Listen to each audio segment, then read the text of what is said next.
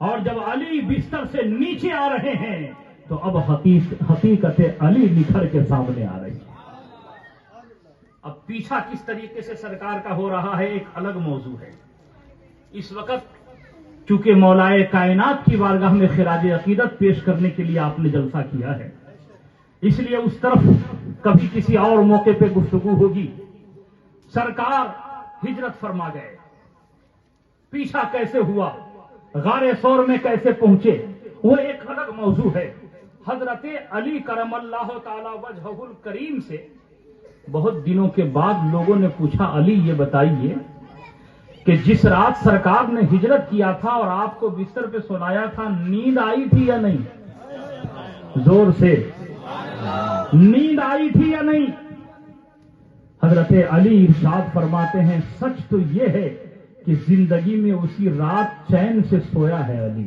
سبحان اللہ، چین سے سویا ہے علی، تلوار کے سائے میں چین کی نیند، سبحان اللہ، دشمنوں کے نرغے میں چین کی نیند۔ سبحان اللہ۔ علی یہ کیسی باتیں کر رہے ہیں؟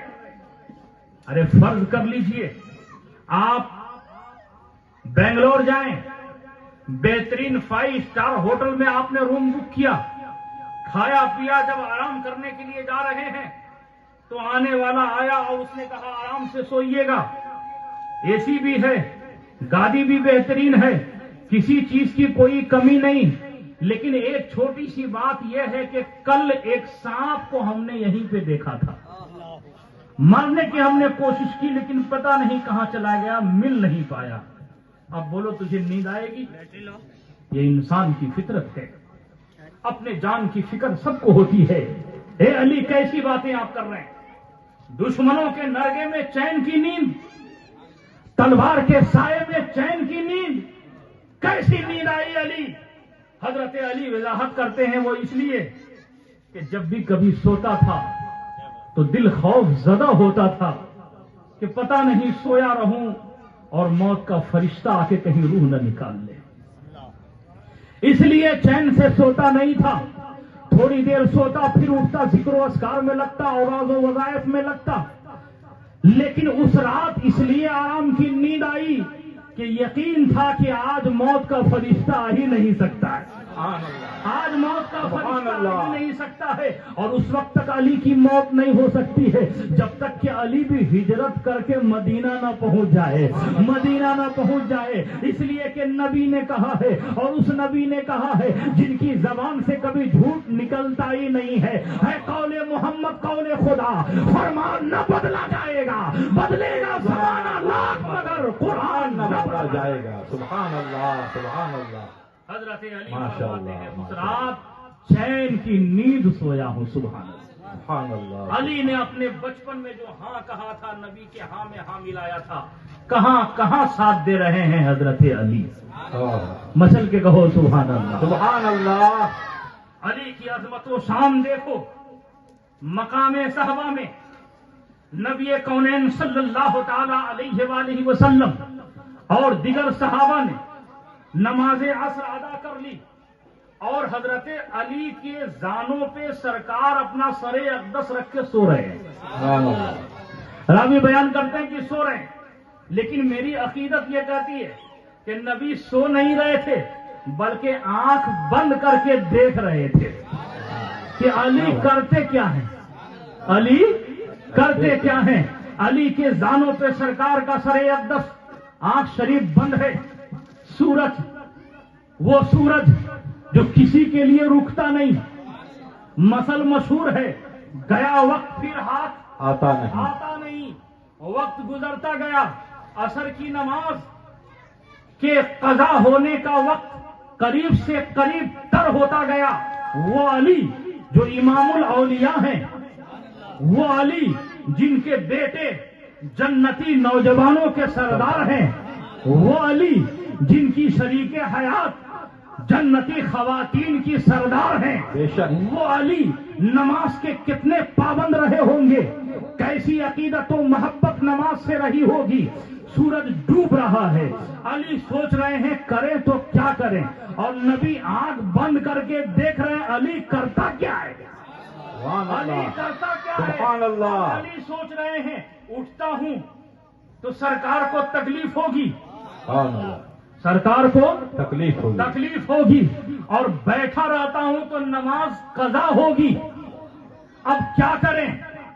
علماء بیان فرماتے ہیں معاملہ یہ تھا کہ علی نے یہ فیصلہ کر لیا تھا کہ ایک طرف نماز ہے، دوسری طرف نبی کی محبت ہے، دوسرے طرف نبی کی محبت ہے، اور نبی کی محبت کو ہی ایمان کہتے ہیں. بے شک نبی کی محبت کو ہی ایمان کہتے ہیں. بے شک. ایمان ہی نہیں، اعلیٰ حضرت کہتے ہیں نبی کی محبت جان ایمان ہے. بے شک بے شک جان ہے عشق مصطفیٰ، روز وضو کرے خدا، جس کو ہو درد کا مزہ نازے دبا اٹھائے کیوں. اب علی نے دیکھا ایک طرف ایمان ہے، ایک طرف عبادت ہے، اور عبادت اور ایمان میں زیادہ مقدم کون ہے؟ عبادت نہیں، ایمان ہے. ایمان ہے بے شک. ارے جب ایمان ہے تب تو نماز ہے، بے شک جب تو روزے ہیں، جب تو حج ہے، جب تو زکات ہے. آج یہ بدعقیدے جو گھومتے ہیں نماز کرتے ہوئے، میں یہ کہتا ہوں ان کے اوپر ابھی نماز فرض ہی نہیں ہے، ان کے اوپر ایمان فرض ہے. ان کے اوپر کیا ہے بولو؟ ایمان فرض ہے. حضرت علی نے دیکھا ایک طرف عبادت ہے، دوسرے طرف ایمان ہے. اب کیا تو کیا کیا جائے؟ حضرت علی نے دیکھا کہ اگر عبادت چھوٹتی ہے تو اس کے لیے قضا کرنے کا بھی حکم ہے، قضا کر لیا جائے گا. لیکن نبی کی محبت کا دامن چھوٹ گیا تو ایمان ہی نہ رہے گا. حضرت علی بیٹھے رہے، لیکن حضرت علی کی آنکھوں میں آنسو کے قطرات جو گردش کر رہے تھے، وہ آنسو بھی بے چین تھے کہ آج بڑا اچھا موقع ہے. اب تک تو علی کی آنکھوں میں رہتا تھا، علی کی آنکھوں میں رہتا تھا، اور کبھی چھلکتا تھا تو زمین پہ جاتا تھا. لیکن آج موقع اتنا اچھا ہے کہ علی کی آنکھ سے اگر چھلکیں گے تو نبی کے رخسار پہ جانے کا موقع ملے گا، نبی کے رخسار پہ جانے کا موقع ملے گا. آنسو چھلک گئے علی کی آنکھ سے اور نبی کے رخسار پہ آ گئے.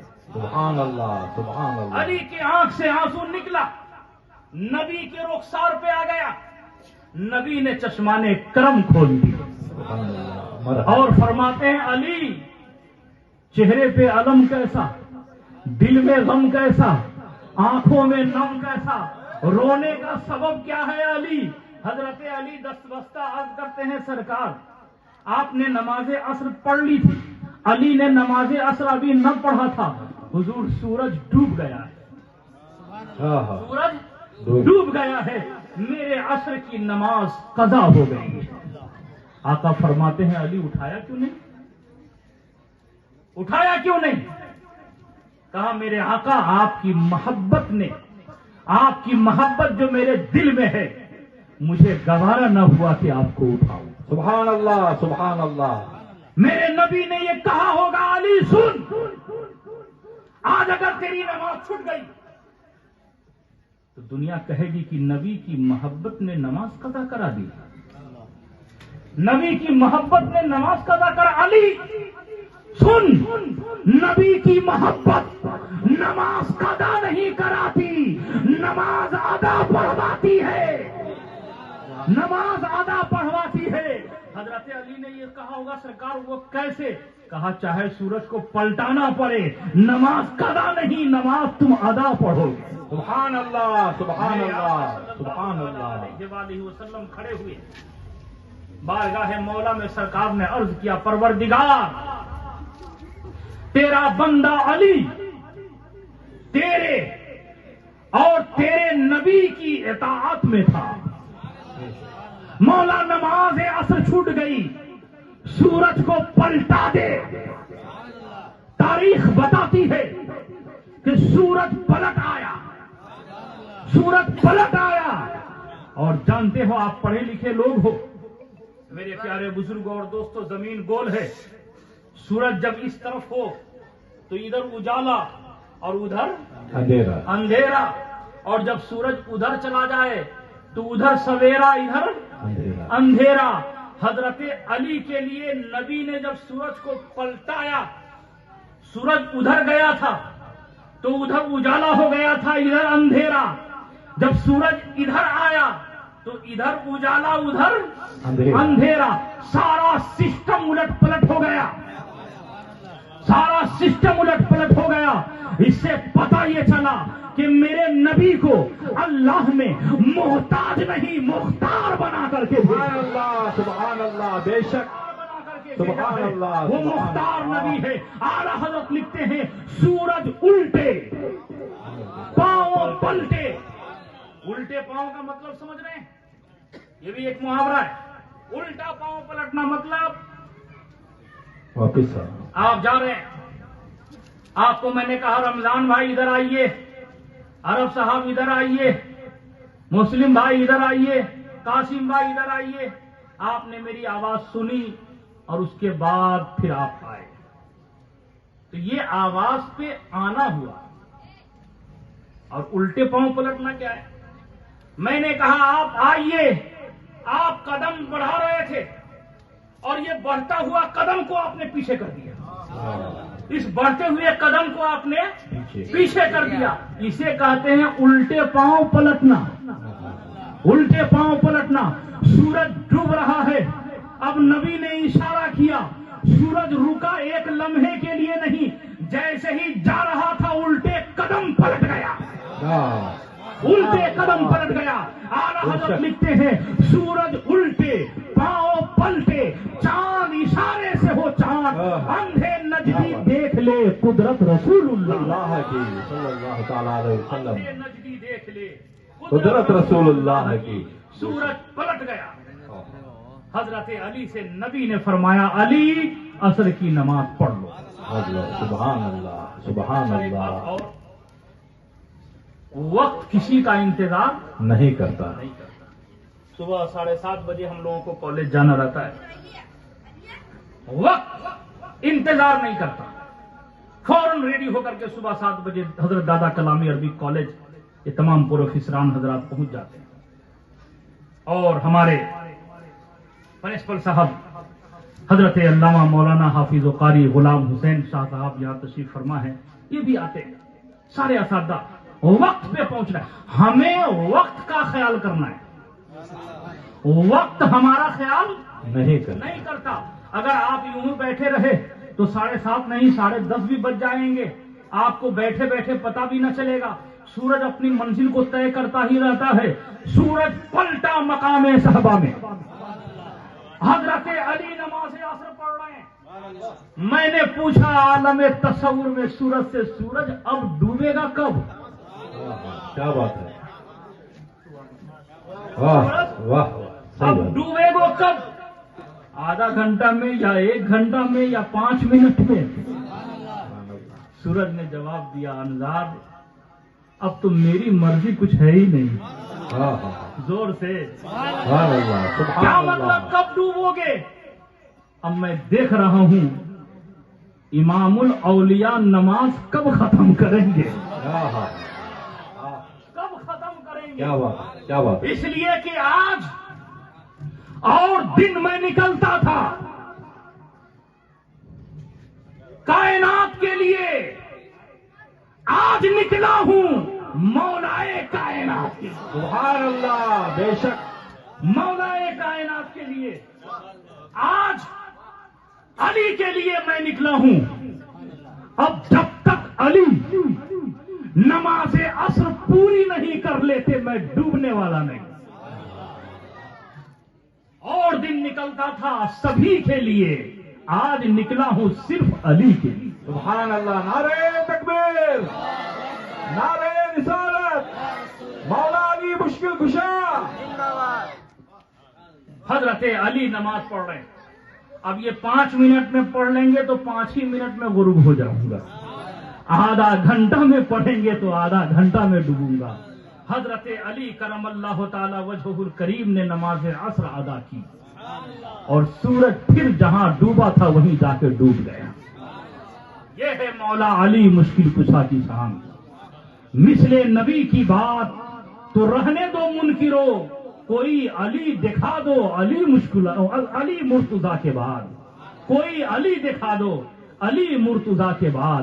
میرے پیارے بزرگوں اور دوستوں، یہ حضرت علی میرے نبی صلی اللہ تعالی علیہ وآلہ وسلم نے ایسی تعلیم و تربیت دی ہے حضرت علی کو، اللہ اللہ فیصلہ کرتے تھے۔ ایک چلتے چلتے ایک بات کہہ دوں، 2-4 منٹ میں تقریر ختم ہو جائے گی۔ اللہ اللہ، نرالا فیصلہ، جو فیصلہ دنیا میں کوئی مفتی نہ کر سکے، جو فیصلہ کوئی قاضی نہ کر سکے، جو فیصلہ کوئی حاکم نہ کر سکے، اس فیصلے کو منٹوں میں حضرت علی کر دیا کرتے تھے۔ اللہ اللہ، ایک مرتبہ کا ذکر ہے، 2 عورتیں آپس میں جھگڑنے لگی۔ معاملہ یہ تھا کہ وہ دونوں عورت ایک کمرے میں تھی اور دونوں کو درد ذہ بیک وقت ہوا، اور بچہ جب پیدا ہوا تو دونوں پہ غشی طاری ہو گئی، دونوں بے ہوش ہو گئی۔ جب آنکھیں کھولی تو ایک لڑکا تھا، ایک لڑکی تھی۔ اب دونوں میں جھگڑے ہونے لگے، ایک نے کہا میرا لڑکا ہے، دوسرے نے کہا نہیں میرا لڑکا ہے۔ اب دونوں میں جب لڑائی شروع ہو گئی، اس وقت کے مفتیان کرام کے پاس یہ گئے، سبوں نے کہا تم دلیل پیش کرو، گواہ پیش کرو، گواہ لاؤ تب کوئی فیصلہ کیا جائے گا۔ وہ عورتیں پریشان ہو گئی، گواہ ہم لائیں تو کہاں سے لائیں؟ ارے کمرے میں تو ہمارے سوا کوئی تیسرا تھا ہی نہیں، اب گواہ ہم کیسے لائیں گے؟ یہ فیصلہ کیسے ہوگا؟ ایک عورت نے اس سے کہا سنو، جس کا فیصلہ کہیں نہیں ہوتا اس کے فیصلہ مشکل کشا کیا کرتے ہیں، مولا علی کیا کرتے ہیں، حیدر کرار کیا کرتے ہیں۔ یہ ہوئے دونوں خاتون چوتھے خلیفہ حضرت امیر المومنین مولا علی کرم اللہ تعالی وجہہ الکریم کی بارگاہ میں حاضر ہوتی ہیں۔ ہونے کے بعد کہا اے علی، مشکل کشا آپ ہیں، پریشانی دور کرنے والے آپ ہیں، داماد پیغمبر آپ ہیں، حسنین کے بابا آپ ہیں، فاطمہ الزہرا کے سردار آپ ہیں۔ اے علی، آپ کے در سے کبھی کوئی سائل واپس نہ گیا ہے۔ علی ایک فریاد لے کر ہم دونوں بھی آپ کی بارگاہ میں آئے ہیں۔ مولا علی فرماتے ہیں بولو کس مقصد کے تحت آنا ہوا؟ ان عورتوں نے کہا ہم دونوں حمل سے تھے، درد ذہ دونوں کو بیک وقت شروع ہوا، اور ہم ایک بڑے سے گھر میں دونوں تھے، اور بیک وقت ہم دونوں کو بچے پیدا ہوئے، لیکن اس وقت ہمارے اوپر غشی طاری ہو گیا، ہم بے ہوش ہو گئے۔ جب آنکھیں کھلی تو ایک لڑکا تھا، ایک لڑکی تھی، اب دونوں میں ہمارے جھگڑا شروع ہو گیا۔ کوئی لڑکی لینے کے لیے تیار نہیں ہے، میرا دعویٰ ہے کہ بیٹا میرا ہے، میری یہ بہن کہہ رہی ہے کہ نہیں بیٹا میرا ہے۔ علی فیصلہ آپ فرما دیجئے۔ حضرت علی ارشاد فرماتے ہیں کہ گواہ پیش کرو، مچل کے گواہ پیش کرو۔ عورتوں نے کہا علی، اگر گواہ میرے پاس موجود ہوتا تو آپ کے پاس آنے کی ضرورت ہی کیا تھی؟ اسی لیے تو آئے ہیں کہ فیصلہ کوئی کر نہیں پا رہا ہے، ہمارے پاس کوئی گواہ موجود نہیں ہے۔ اللہ اللہ، حضرت علی کی ذہانت دیکھو، حضرت علی کا علمی مقام دیکھو، حضرت علی کی فکر دیکھیے، حضرت علی کی دانائی دیکھیے، حضرت علی کے فیصلہ کرنے کا انداز دیکھیے۔ حضرت علی کرم اللہ تعالی وجہہ الکریم فرماتے ہیں دونوں یہاں ٹھہر جا۔ وہ دونوں ٹھہر گئی، آپ حجرے میں گئے اور جانے کے بعد ایک پیالہ لے کر کے آئے، اور لانے کے بعد ان دونوں خاتون میں سے ایک سے کہا سن یہ پیالہ لے جا، پردے میں چلی جا، اس پیالے میں اپنا دودھ نکال کر کے لا۔ جب وہ خاتون دودھ لے کر کے آئی، جہاں تک وہ دودھ تھے آپ نے اس پہ نشان لگا دی، اور اس دودھ کو دوسرے پیالے میں رکھا، اور پھر خالی کر کے دوسرے کو دیا، کہا اسی مقدار کے مطابق تو بھی دودھ لے کر کے آ۔ وہ بھی گئی، دودھ لے کر کے آئی۔ آپ نے اپنے غلام کو حکم دیا اس دونوں دودھ کو وزن کیا جائے۔ جب وزن کیا گیا، اس نے جب اس وزن کی مقدار بتا دی، حضرت علی کرم اللہ تعالی وجہہ الکریم دونوں خاتون میں سے ایک سے فرماتے ہیں سن تیری بیٹی ہے تو بیٹی لے کے جا، اور دوسرے سے کہا تیرا بیٹا ہے تو بیٹا لے کر کے۔ سبحان اللہ، سبحان اللہ۔ دونوں خاتون کھڑی ہو گئی، علی کیسا فیصلہ ہے یہ؟ کیا ثبوت ہے کہ میری بیٹی ہے، اور کیا ثبوت ہے کہ اس کا بیٹا ہے؟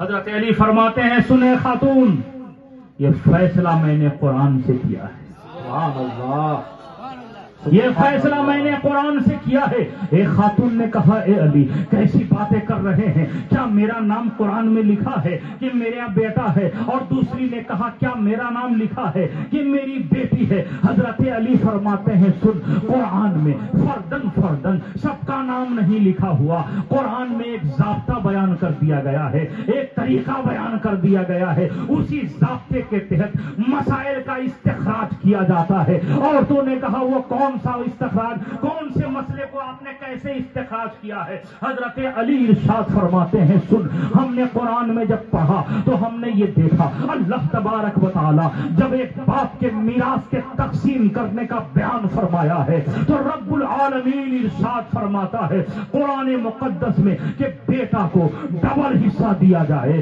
بیٹی کو سنگل حصہ دیا جائے. میں نے اسی پہ قیاس کرتے ہوئے یہ دیکھ لیا کہ جب تم دونوں کے دودھ کو منگایا گیا مقدار دونوں کے برابر تھے, لیکن جب اس کو وزن کیا گیا تو ایک میں وزن زیادہ ہے, دوسرے میں وزن کم ہے. ہم نے یہی سے یہ فیصلہ کر لیا جو پروردگار عالم بیٹا کے لیے ڈبل حصہ رکھا ہے, بیٹی کے لیے سنگل حصہ رکھا ہے. جو دودھ کے وزن, جس دودھ میں وزن کم ہے وہ بیٹی کے ماں کا ہے, جس میں وزن زیادہ ہے وہ بیٹے کی ماں کا ہے. اس لیے میں نے کہا تیرا بیٹا ہے تو لے جا اور تیری بیٹی ہے تو لے جا. میرے پیارے بزرگوں اور دوستوں, یہ فیصلہ 1400 برس پہلے حضرت علی کرم اللہ تعالی وجہہ الکریم نے کیا تھا.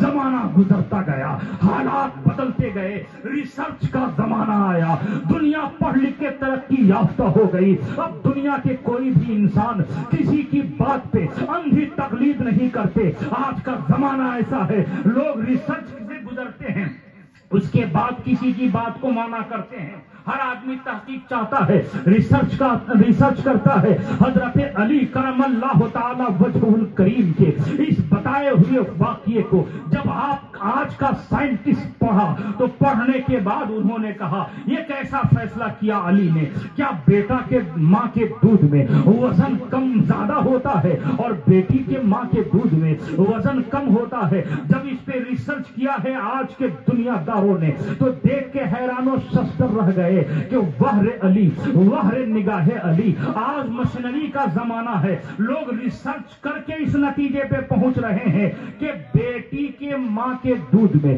پروٹین کم ہوتا ہے اور بیٹا کے ماں کے دودھ میں پروٹین زیادہ ہوتا ہے. آج مشینری بتا رہی ہے, کل مولا علی بتا رہے. سبحان اللہ, سبحان اللہ. نعرہ تکبیر, نعرہ رسالت, علماء اہل سنت, مسلک اعلی حضرت مفتی انظار احمد صاحب. مثل نبی کی بات تو رہنے دو منکرو, کوئی علی دکھا دو علی مرتضیٰ کے بعد.